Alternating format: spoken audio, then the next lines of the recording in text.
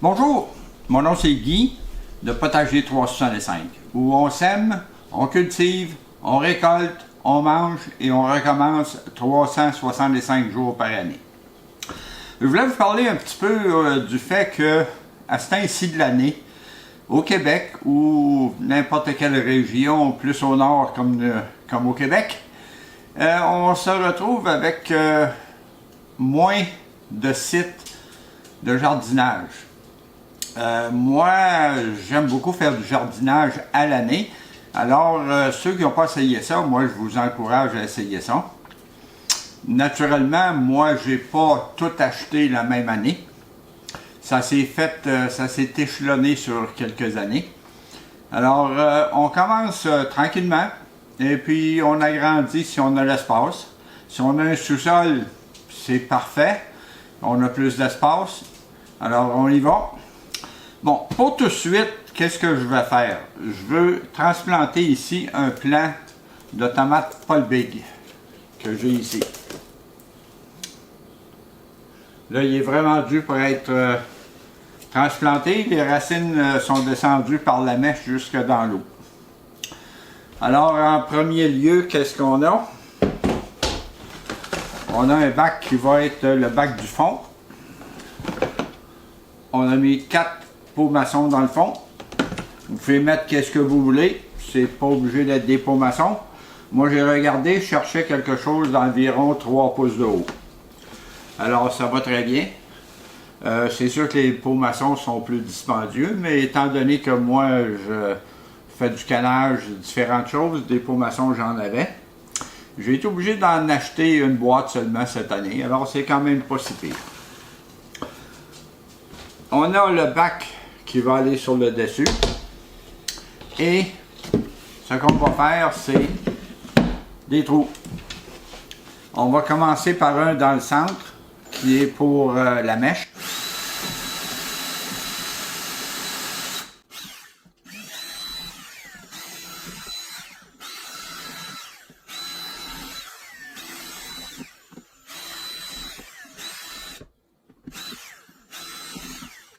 Alors, je l'ai déjà mentionné à plusieurs reprises. La manière de le faire que j'utilise maintenant. Et je voulais aussi vous mentionner encore là que la mèche en arbre, ça fait un très bon travail. Alors ici, qu'est-ce que je vais faire? Je vais insérer une mèche dans le trou dans le milieu. La mèche, je la monte pas dans le pot.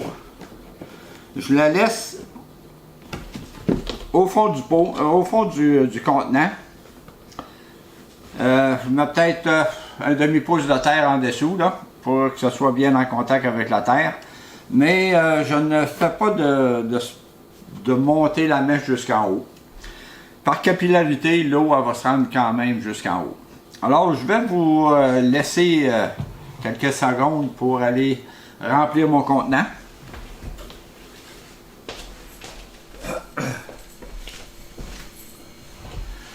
Je suis de retour.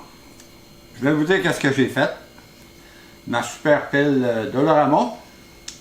J'ai rempli environ 60% avec du terreau utilisé. Terreau d'empotage utilisé. Et j'ai mis une bonne pelletée comme ça de compost de crevettes. Et j'ai fini par remplir avec du terreau d'empotage neuf.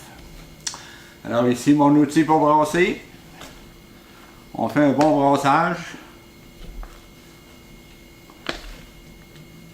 C'est pas des patates, mais ça va bien.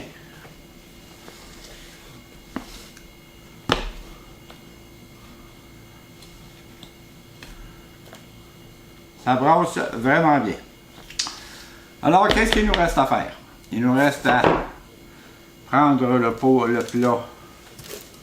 Ici, de tomate Paul Big. On enlève la mèche.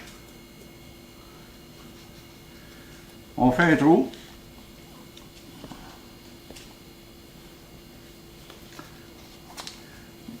Moi, personnellement, ce que j'ai constaté, c'est que on n'a pas besoin de planter plus profond. On peut le faire, c'est pas mauvais de le faire. Ça retarde un petit peu la production parce que le plant se sent obligé de faire des racines sur le tronc. Mais c'est pas une obligation. Alors, le transplantage, c'est pas plus compliqué que ça. Maintenant, ce que je vais faire, je vais mettre de l'eau dans le plat du bois.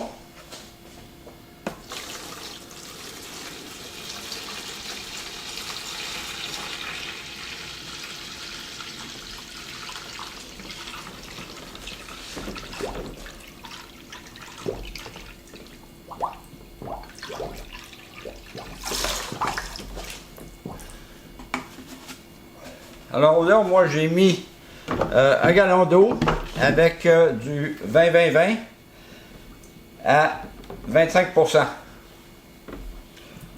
Donc moi j'aime ça mettre de l'engrais toujours. D'un bout de temps j'utilisais l'engrais hydroponique. Là j'ai changé d'idée. Étant donné que je commence à en avoir plus, puis préparer la recette d'engrais hydroponique, c'est pas facile tout le temps.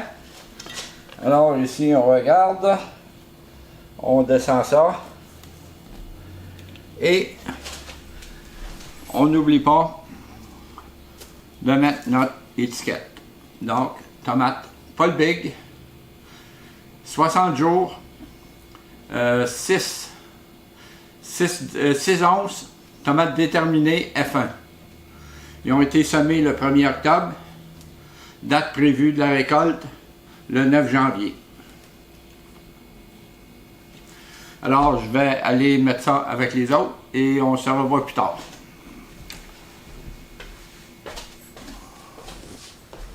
Bon, on va faire une petite tournée du jardin.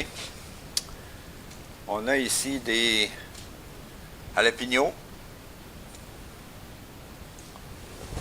Alors ici, il passe du jaune au orange, au vert et au rouge. Alors, on va voir ça.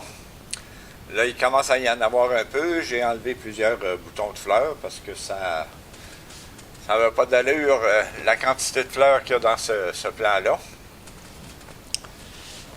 On a ici, on a toujours nos tomates tumbler. On en récolte régulièrement. Là, je pense que j'en ai plus qu'assez. Je pense que demain midi, on va manger des bruschettas.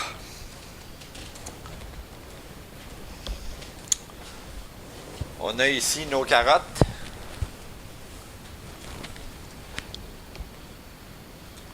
On a le plant de tomates qu'on vient de transplanter. Il commence à avoir des boutons de fleurs dans la tête. On a nos échalotes, 3 sortes d'échalotes, des ramrods, des annual bunching et des Lisbonne. Alors ça va très bien.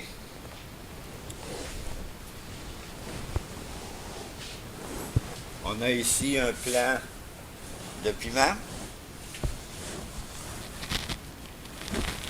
Est-ce qu'on a des beaux piments qui s'en viennent là?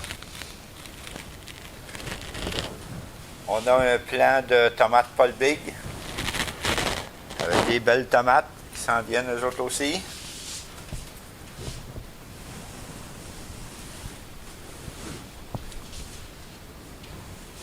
Alors ici, c'est sûr que on finit par manquer de place. On avait parlé qu'on commençait pas mal à se servir des bacs de récupération. Je me trouve à avoir 4 fois 2 pieds par 4 pieds. Donc, ça fait 32 pieds carrés pour mes cultures. Les étages du bas sur les deux côtés, ça va être surtout pour les tomates. Quand on va avoir des plus gros plants. Alors là, on va passer au jardin 2. Ici, on a notre plant de tomates cendres. On a une belle tomate qui est après rougir.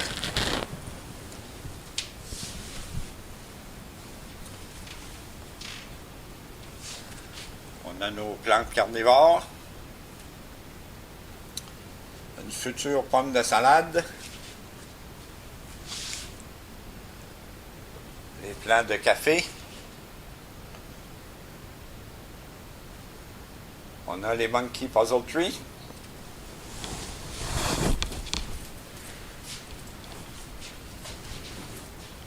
Ici, on a un plant de Red Robin, qui lui s'en vient très bien. Un plant nain de tomates cerises. Ici, on a une laitue iceberg. La pomme là, commence à se raffermir tranquillement. Alors, on va voir qu'est-ce que ça donne. Ça, c'est de la laitue romaine. On a un plant de tomates Sam ici. Et ça conclut pas mal la tournée du jardin. Alors, si vous avez aimé, donnez-moi un coup de pouce. On se revoit la semaine prochaine. Merci d'avoir été là.